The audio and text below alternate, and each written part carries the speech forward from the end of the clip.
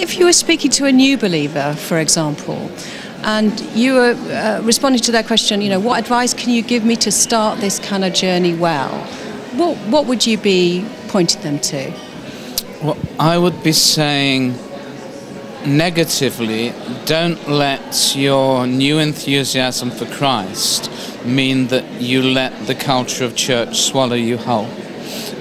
Don't spend so much time with your new Christian friends that you spend no time with your non-Christian friends. Don't spend so much time in church that you lose your connection in the world.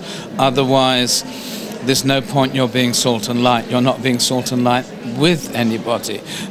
But do spend some targeted and prioritized time with whatever Christians really seem to be able to help you to grow to be more like Christ and to understand Him better. So have some invested time with Christians for the sake of making a difference with non-Christians. Don't just get pulled out of one world into the other. And are there any practices, for example, that you would really encourage a new believer to start to develop in those early days of this relationship with Jesus? Well, I mean, you get to know Jesus best through letting Him speak and through being honest with Him. So the primary way He speaks is through Scripture. I'd encourage new believers probably to soak themselves in one particular gospel. I don't really mind which, you know. Different gospels seem to fit different personalities. Find one that brings Jesus alive for you and spend a lot of time in that rather than trying to learn everything all at once. And then speak, as it were, to Christ in response to what you're learning about Him. Now, that's the sort of individual discipline.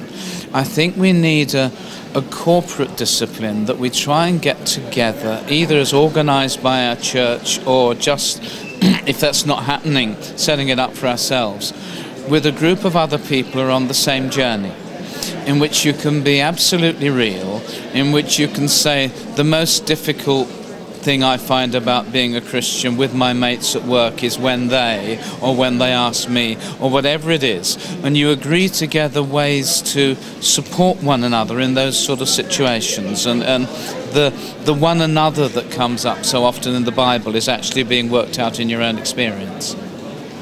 And in terms of encountering Jesus, we talked about Scripture, talked about speaking to God, talking about the encounters together with Jesus. Are there other ways in which you sense that there are people learning to encounter Jesus on the front line of engagement with the world that actually are really worth passing on to new believers? Well, I mean, I think there are. Any time you can meet someone who has really thought through what it has meant for them as a Christian to be a teacher, to be a policeman, to be a social worker, to be someone unemployed, and to sustain and cope with that. They are vital conversation partners and friends. But I think there's something else as well. Jesus, by His Spirit, is usually ahead of us. There's a lovely definition of mission as seeing what God is doing and joining in. So I'd also encourage people to spot the opportunities that God is giving them, spot the relationships He's made possible for them, spot the chances where they can be real about their faith in public, or serve without any thought about what you get back.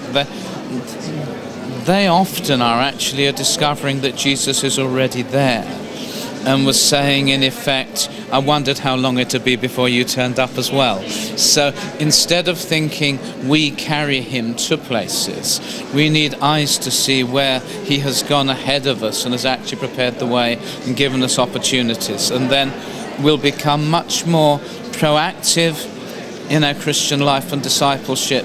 But we'll also feel it's not down to us making everything happen.